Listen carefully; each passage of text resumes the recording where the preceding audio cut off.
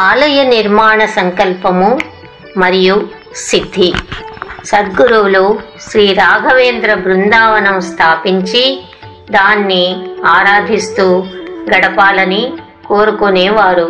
కానీ కలియుగంలో కుల మత సంబంధాలు చాలా క్లిష్టంగా ఉంటాయి కనుక ఆచార వ్యవహారాల నిరోధం ప్రబలంగా ఉంటుంది. శ్రీ రాఘవేంద్రులే షిర్డీ సాయి దేవాలయం నిర్మించుటకు సూచించుట చేత సద్గురువులు షిర్డీ సాయి మందిర నిర్మాణానికి సంకల్పించారు.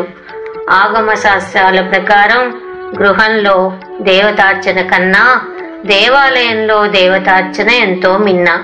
సాధారణంగా మహర్షులు తపశ్శక్తి సంపన్నులు వారి దివ్య శక్తులను ప్రత్యక్షంగా ప్రకాశింపచేయరు.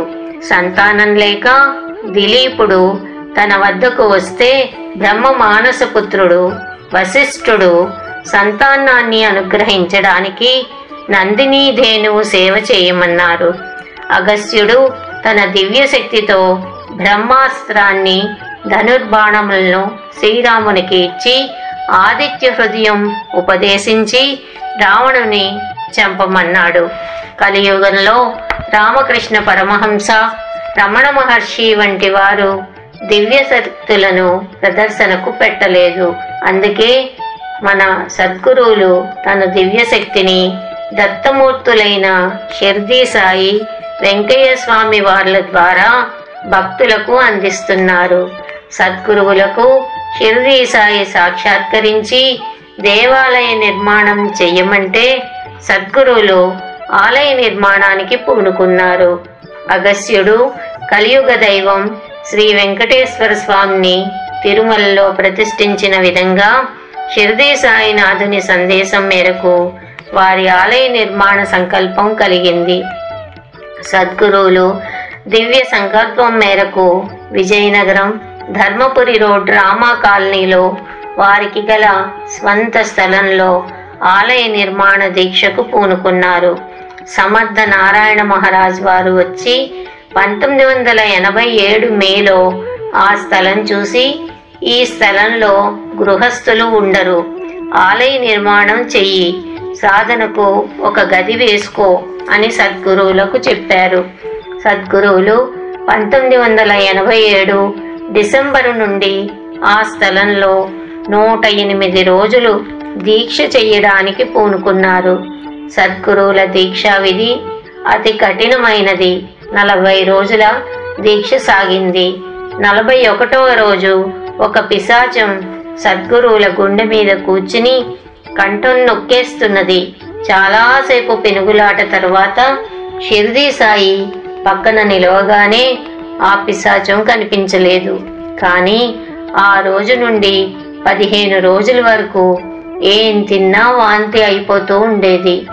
ఏది కడుపులో ఇమట్టం లేదు. రోజు రోజుకి నీరసించిపోతున్నారు.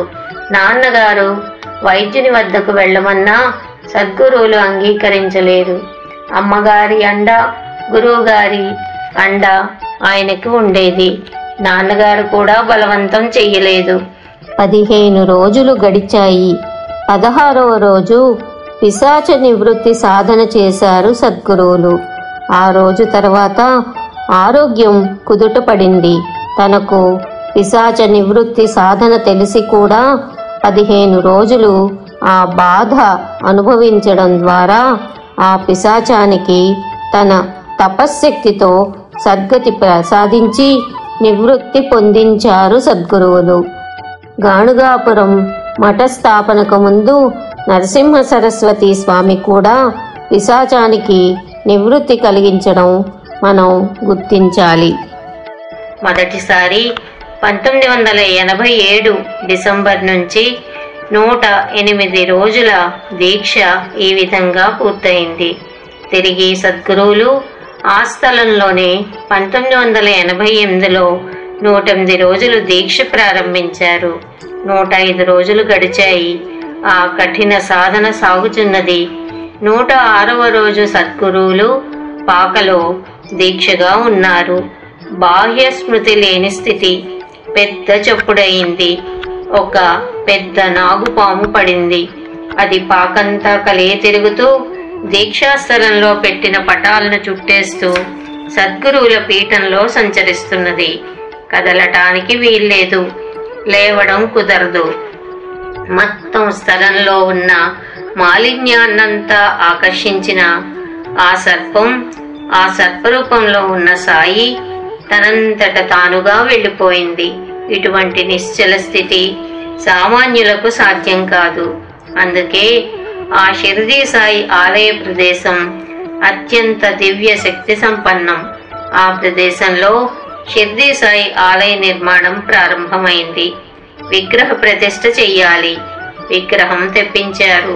ఆ సమయంలో షిరిడీ సాయి విగ్రహం ఢిల్లీలో ఎక్కడున్నదనే విషయం విజయనగరం నుండే చెప్పి దాని శిల్పి కమల్ పాండే చిరునామా తెప్పించి విగ్రహం తయారు చేయించడానికి ఏర్పాటు చేశారు. 1989 ఏప్రిల్ 22వ తేదీన షిరిడీ సాయి మందిరానికి శంకుస్థాపన చేశారు. అప్పటికే శ్రీ సద్గురువుల సేవలో తరిస్తున్న శ్రీ మంగిపూడి పేరి శాస్త్రి మాస్టారు ఆలయ నిర్మాణంలో పాలు పంచుకున్నారు. కొత్తూరి నరసింగరావు గారు, రావికంటి పాండురంగారావు గారు వంటి వారు అప్పటికే సద్గురువుల సేవలో ఉండేవారు. 1990 సంవత్సరం ఏప్రిల్ 4వ తేదీన షిరిడీ సాయి ఆలయ ప్రతిష్ఠ జరిగింది. భగవాన్ వెంకయ్య స్వామి వారు స్వయంగా నిర్వహించి అఖండంగా నేటికీ సాగుతున్న గొలగమూడి ధుని నుంచి అగ్నిహోత్రం తెచ్చి 1990 సంవత్సరం ఏప్రిల్ 1వ తేదీన ధుని ప్రతిష్ఠ చేశారు. గరివిడి వర్ధమాని సిద్ధాంతి గారు, ధవళ శ్రీ రామావధాని గారు, యనమండ్ర సూర్యనారాయణావధాని గారు వంటి వేద పండితులు మంత్రోచ్చారణముల మధ్య సద్గురువులు ప్రతిష్టా కార్యక్రమం నడిపించారు. ఆలయంలో మూర్తార్చనంతో పాటు అగ్ని అర్చనం కూడా ఎంతో విశిష్టమైనది. అందుకే ధుని ప్రతిష్ఠ చేశారు. ఏ ఋత్విక్కుల సహాయం లేకుండా తను దీక్షలు నిర్వహించిన తర్వాత అగ్ని అర్చనం చేయడం సద్గురువులకు సాధారణం. దేవతామూర్తుల ప్రతిష్టకు తపశ్శక్తి కావాలి.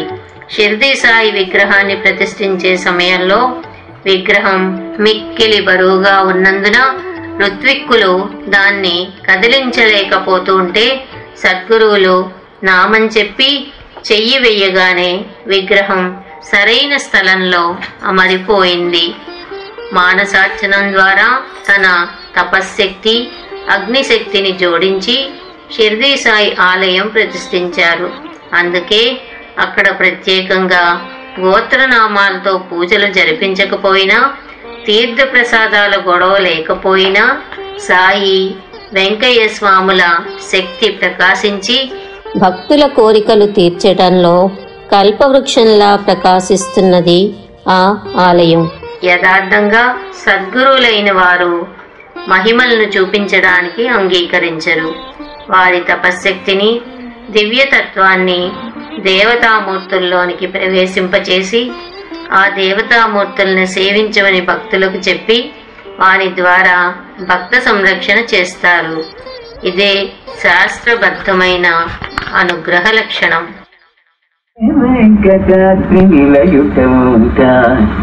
తిరుపతికి పోవలను కృష్ణయే కంకదు, తిరుపతికి పోవలను కృష్ణయే కంకదు, సుందరం ఓగరి ఒకరి సుందరం, సుందరం ఓగరి ఒకరి సుందరం. నీవే భ్రతాసి నిలయుటవుతాయి, నీవే భ్రతాసి నిలయుటవుతాయి. భక్తకి పోవలను భావమే తోచదు, భక్తకి పోవలను భావమే తోచదు.